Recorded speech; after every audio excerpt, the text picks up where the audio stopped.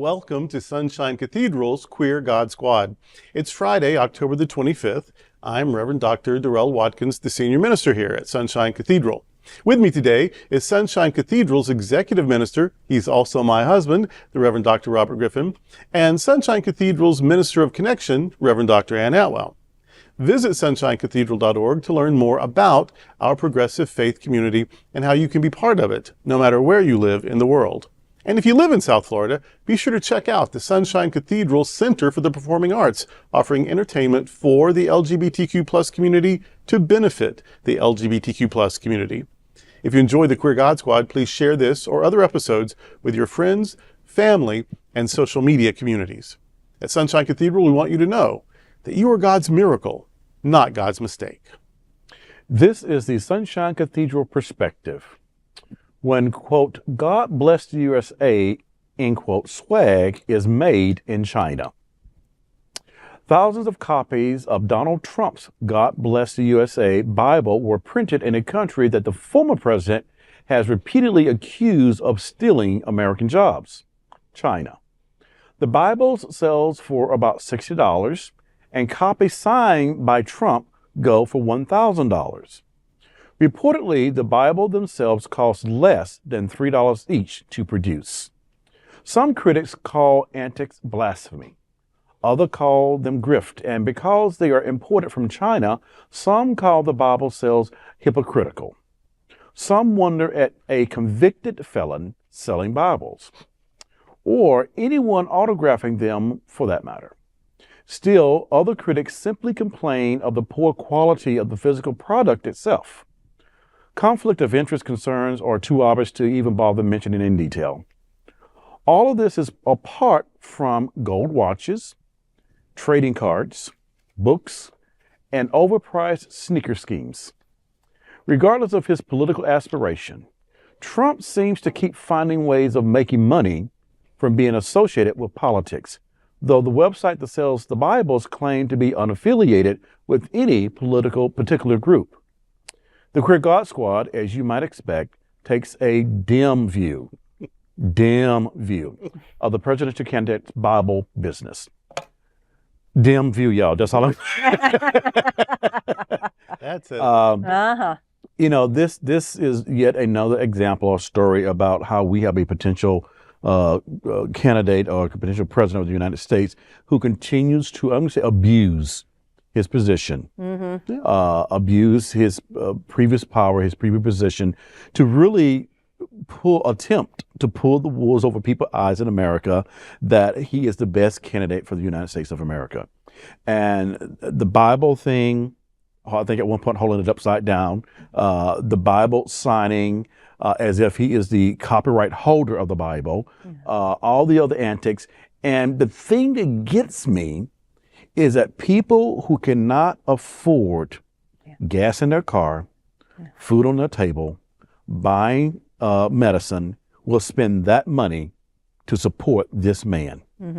That's what gets me about a story like this. And they have no qualms about telling you, oh, I believe in him and everything he says and everything that he believes about the Bible and all these things. They're just because everybody's out to get him. So he has to do something to make money to defend himself. And he's taking money out of your mouth that you need to pay your electrical bill, your car insurance, your car bill, and put clothes on your kids. And he is not thinking anything about you. Yep. That's a true story right there. That's my dim view. It's pretty dim, Robert. Your dim view of his damn plan. The thing is that the Bible is your little mascot, or as your talisman or whatever. I guess you can do whatever you want to with it. But if its content is of interest to you, there is a condemnation in there of usury, of even charging interest on a loan. So if you borrow, $5, you should only have to repay $5. That is biblical.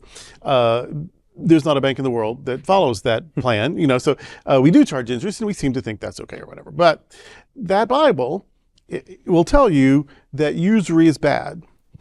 So the spirit of that, and we're also told in the Bible, the spirit of the law, not the letter of the law, but the spirit of the law is what is life-giving and encouraging. That the spirit of avoiding usury would I would think include price gouging. And so when you have a product, the King James Bible, which is public domain, when you take a public domain text, reproduce it for $3 a piece, and sell it for $60, that is price gouging. That is capitalism on steroids. That is, you are selling a free text in a $3 binding for $60, and only because you are associated with it would anyone care. No one would go to the bookstore and pay $60 for that book. The Gideons give them away. So it is just on its face unethical. It is never mind, your religious views, like maybe it's, scandalous because of how people actually feel about matters of faith. Forget that. It is just on its face usurious and unethical and dishonest. So, and there's also quite a bit in the Bible, especially the Gospels, that takes a very dim view of using religion for personal profit. Now, that's not saying you don't pay the sexton for cleaning the building. That doesn't say that the priests of the temple, they were paid. That's what the sacrifices were for. They got to live at the temple, and the sacrifices is how they got fed. They got paid, in food and room. So it's not that you can't pay people for work or whatever, but the shopkeepers, the money changers and shopkeepers, you couldn't spend money in the temple that had images on it, because you'll have no graven images before me. And so you would take your money that had Caesar's face on it, and you would exchange it for temple currency so that you could then give offerings in the temple. Well, these money changers charged a fee for that. So people are making pilgrimages to Jerusalem to worship. They want to buy their livestock there fresh, because it has to be the best possible sacrifice. If you've dragged a lamb, for miles and miles and miles, it's not going to be in its best condition. So you want to buy it there fresh, so you can give it pristine, so you right there at the temple. But you can't do it with your secular dirty money. So here is a business setup meant to exploit pilgrims. Oh, you can't spend that money, but I'll give you money you can spend for a fee. And so now you're exploiting the religious, all of which goes into your pocket. The temple's not getting it. The priests aren't getting it. The poor aren't getting it. You're just setting up this business so that people can worship the way they want to worship, and you are pocketing the profit. Jesus threw a fit in one story. Threw a fit, challenged them, condemned them, and one version of it got violent. just tore up the place. So this isn't about your garage sale fundraiser for the church. This isn't about whether or not you should pay the receptionist or make him or her volunteer.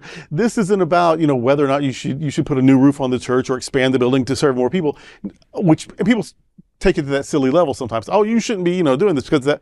No, this is about business. This is about people in business profiting from religious people, especially those who might be poor.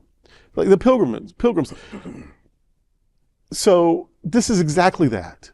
This is exactly that. A so-called billionaire is selling Bibles, presumably to people of faith, for his personal profit. Now you can say, well, he's only getting a percentage or whatever. I'm telling you, it's for his profit though. Whatever of it he's getting, he's putting that's for his lifestyle or for his legal fees or for his political ads or. He is selling Bible that you have. You've got a King James Version, or if you don't, it's because it's not the best translation, you threw it out. You have access to the King James. It's online for heaven that you paid $60. What you were doing is giving $60 to a business person who benefits personally from it. That's what it was. It was a business exchange, has nothing to do with faith. And so that's what this scandal to me. If you've got $60 to waste, that's your business. But that this is packaged as if it has something to do with piety just grinds my gears. I can't stand it. This is a simple business transaction that defies the advice you'll find in the product you're selling. I'm going to quote Tim Walz, who is our vice presidential candidate. And he says, this dude will outsource anything. Exactly. And he said, I'm not surprised that he didn't see the Made in China sticker inside of it because he's probably never opened up the Bible. Right. No, I'm quoting him. I cannot take credit for that. He's a good Lutheran, though. He's a good Lutheran. But he's absolutely right. I mean, he's profiting. Trump is profiting from the sale of the Bibles, of the sneakers, of whatever else. He's making money, and he's making money off of people who may or may not have it. That's fine. That's your choice. Yes. But And I'm just going to say, for the evangelicals who believe in this Bible and who accept what he's doing with this Bible, shame on you. absolutely. Let's talk about some hypocrisy, but that's just shame on you. And I go one step further of his name on things. The day that he signed the American flag should have been the day every veteran lost Walked respect for away. him. Yep. That is not what the American flag is for. Here's my signature on it. Hold on to that. It'll be worth some money one day. No. No. Yeah. That is not what the American flag means. It's not what it stands for. And no one person like that should profit Yeah. from that signature on the American flag. And this isn't the Pope, who would never do it. Right. This isn't the Archbishop of Canterbury, who would never do it. Right. This is not a true religious. This is a 34-time convicted felon signing your Bible and your flag. What do you think? Now, here's the silly response. Well, Jesus was a criminal. Jesus was a criminal for standing up to empire, not from profiting from it. Yes, exactly. Yeah. So it is exhausting. It is exhausting. It is. It is. It's just Because one it's thing. not just one crazy thing. This is widely supported. And, and the numbers change over time. Is it 30%, 40%, 45%? It's too damn many. Yeah. It's too much. It should be. None. So that's what's exhausting is that that goodness. I'm not even going to say church or religion or faith. That just goodness has such an uphill battle still. And do you remember when a certain former pastor got in trouble for saying, God damn America? Yeah. And yet we have these things happening. And he was just pointing out, these these social sins, social things these crimes. of America. Really. It's like, And he said, God bless America? No. It was for dramatic Contextual. effect. Yes. But they just took that line and it And it and is they played and dragged played and him. played. Yeah, Yes. they canceled him or whatever. And yet yet they here's support somebody this. doing the very kinds of things that he was prophetically preaching it. condemning. So Yep. Bible thumpers beware. Help Sunshine Cathedral support our rich and diverse mission by attending a special performance at Sunshine Cathedral Center for the Performing Arts. As many as 50 performances a year are part of our Performing Arts series, possibly the largest LGBTQ plus entertainment program of its kind. Here's what's coming next. Gabe Salazar performs October the 26th at the Sunshine Cathedral Center for the Performing Arts. Saturday evening, October 26th, Gabe Salazar will be in concert at the Sunshine Cathedral Center for the Performing Arts. This is a special acoustic evening featuring Gabe's soulful renditions of Broadway hits, gospel classics, and pop favorites. Accompanied by a skilled pianist, cellist, bassist, and percussionist, this concert promises an enchanting blend of music and storytelling that will leave you inspired. I will just pause to say that first instrument, something about the way I speak, people often misunderstand it. That is pianist, a player of the piano. Pianist. All right, so Gabe is well known in the South Florida community. He is on the music staff at the Sunshine Cathedral, one of our feature soloists, and the director of our new choir. And he's the artistic director of the Gay Men's Chorus of South Florida, a large and fabulous performing organization. The concert is a ticketed event, so you will need to get tickets, and to get tickets, just go to sunshinecathedral.org. You'll see his face, you'll see the link, just get your tickets, and be sure to be here October 26th for this concert. How much do we love Gabe? He really does have an amazingly beautiful voice. A lot of people have beautiful voices, but his is really as good as any sort of amazing person you can name. He also has a great stage presence. I mean, he's a very handsome man. He knows how to work the space, how to connect with the audience. And you wouldn't think that for a conductor. Conductor's usually back to the audience, baton. But he's a performer and a conductor and an arranger and a teacher. I mean, he's just so gifted. And this is sort of his debut solo concert. I mean, he has performed solos in musicals and concerts and in worship settings, but this is his first solo concert, and it's going to be amazing to hear all of the amazingness that we always get all at once, plus some storytelling and these other guest musicians. You're going to want to be there, I promise. He is phenomenally talented, and he's a super sweet soul. There's that. He really is. And that comes out when he's performing. It does. Now, I've never seen him do a full show, but on Sunday mornings when he is singing, when he's doing his songs, you can feel that there's a lot of Gabe in those songs. People cry sometimes. Oh, yeah. Oh, I mean, yeah. good artist. And sometimes I'm one of them because it just really is that good. So I am truly looking forward to Saturday evening and his show. Me too. Can't wait. Well, this is the 16th season of the Sunshine Cathedral Performing Arts Series, and we couldn't think of anyone better to kick off our season as we go down our very own Gabe Salazar. So I'm looking forward to a great season, but particularly looking forward to Gabe performing this upcoming Saturday. And so I'm just anxious about it. I'm anxious for people to hear Gabe. And Gabe is one of those directors that, some may think that they kind of are, you can't kind of get close to them to kind of hear, and you kind of, but Gabe is so personable.